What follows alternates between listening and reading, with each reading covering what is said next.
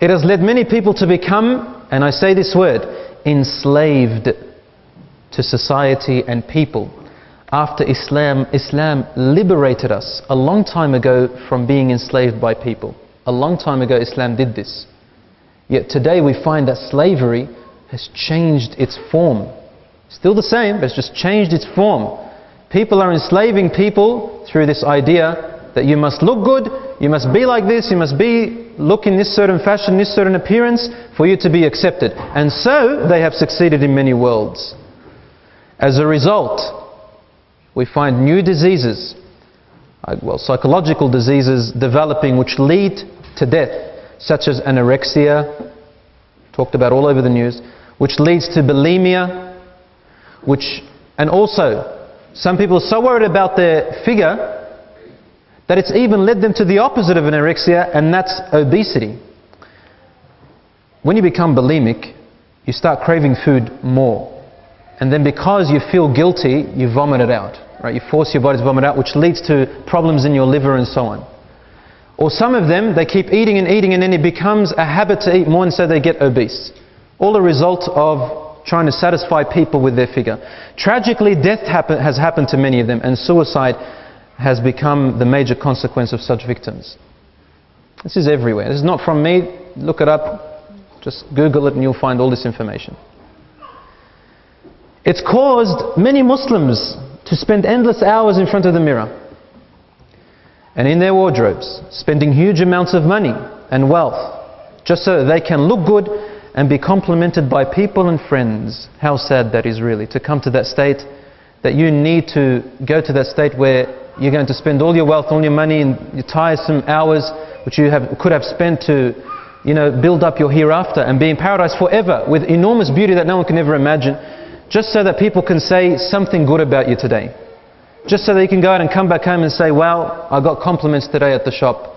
I got compliments today as I was walking on the street. Just so that you can get that compliment. That's really, I feel sorry, really sincerely, for people who have resorted to that. Because my dear sister or brother, you are higher than that. Allah has elevated you above that. You don't need people's perceptions about you. Because it will not bring you forward nor backwards. In fact, actually I said backwards, it actually will bring you backwards, and you will have to become a slave to these people trying to satisfy them, and you will forget the unique qualities that Allah has given you which you could have used. It's not all about beauty on the outside, people, really, seriously. I know that you might love or be attracted to a certain individual who you want them to love you back, and so you want to sort of appear so nicely attractive and alluring to them. Don't, my dear sister or brother, because if that person will only be lured by attractiveness, they cannot be the right spouse for you. They are not the right spouse for you. There are others who will be attracted to you, whom Allah subhanahu wa ta'ala knows are better than what you actually think is good. Allah says in the Quran, وَعَسَىٰ أَن تَكْرَهُوا شَيْئًا وَهُوَ خَيْرٌ لَكُمْ. It may be that you hate something when it's actually better for you. So don't limit yourself to something that you think is the best for you. How many men have married women that in their eyes, in the eyes of most people, they're extremely attractive, only to be divorced a few months later? But she's attractive, they should last forever, right? But they don't. How many women have married men who are, mashallah, in their eyes, so muscular, so handsome, athletic body, high cheekbones and all of that stuff. And then a few months later, they hate the day that they married them or even met them. We hear this a lot. We hear this a lot. My wife tells me this, that she hears this a lot from sisters. And I've got, extremely handsome men who lots of girls would have wanted them beforehand. So what is it that really is your beauty and really is your image? I'll answer that in a minute. But firstly, I believe that the work, this type of work to make you feel this way, is the work of evil people who are enemies to Islam. Yes? Enemies to Islam. You might say, oh, typical of you. Everybody comes up, if you're a religious person who loves Allah, you always say, everyone's an enemy to Islam. No, I really mean it's an enemy to Islam because you have to look at what Islam actually means. What is Islam? They're actually enemies to all of humanity. But I'm talking about the meaning, literal meaning of the word Islam. Islam means that you only submit and you only surrender to Allah subhanahu wa ta'ala's decisions and laws. All you want to do is to please Allah first.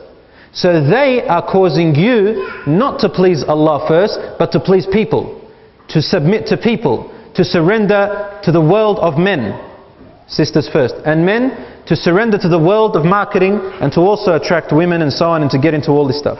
They want you to forget about the atrocities in the world, the slaying of innocent lives, the political world, and the more important issues in life. If they can ruin your mental state and make you forget who you are, then they have succeeded and will always remain in power, oppressing people and causing aggression. That's all they want to do, brothers and sisters. And they have managed to do that, sadly, to a lot of our brothers and sisters, and you must be more aware about that because the Quran has made you extremely conscious. My dear sisters and brothers, what is Islam? Islam is a way of life which your Creator, your beautiful Creator, your beautiful Fashioner, chose for you to lead a peaceful and healthy lifestyle, physical lifestyle, a beautiful mental lifestyle, and an appropriate spiritual lifestyle. It guarantees your reputation. Islam guarantees for you to have a good and respectable reputation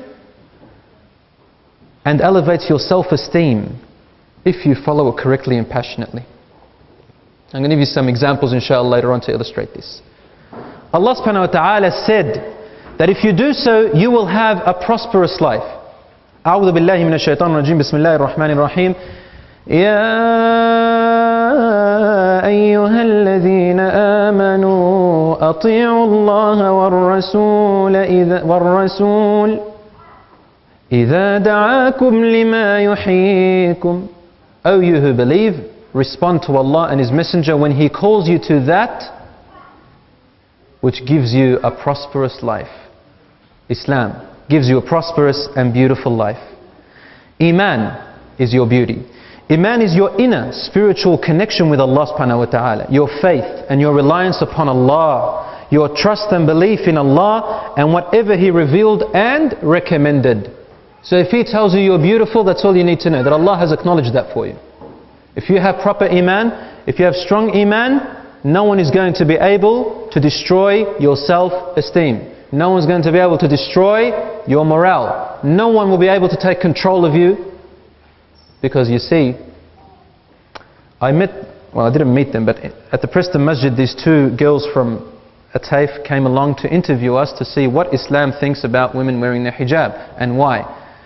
And one of my arguments that I explained to them was, I said, did you know that every single being on the face of the earth, whether they have a religion or don't have a religion, whether they have a way of life or don't have a life, believe in God or don't believe in God, they are a slave and servant to someone or something. You have to be. If you're not, you're the person who would commit suicide because you will feel that you have no purpose in life. They said, how? I said, well, you see, do you still dress like the 60s? She said, no. I said, why not? What's wrong with the 60s? She said, well, you know, society doesn't accept it today. You've got to get with the fab and the fashion. I said, wallah, who dictates your fashion now? What if you do want to dress like the 50s and 60s? What's wrong with that? She goes, yeah, I can, but, you know, it can't be accepted in society. I said, so you're a slave to society. That's all I can say. You know.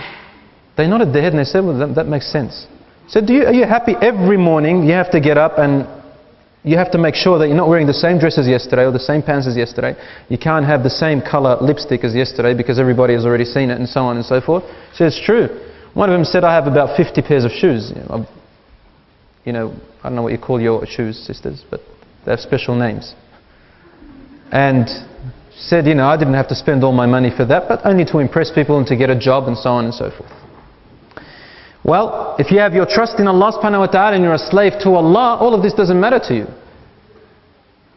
What? People are going to dictate what I'm going to wear now, how I'm going to speak, how I'm going to walk, based on what they see in the media and based on what they see in models who are fake anyway.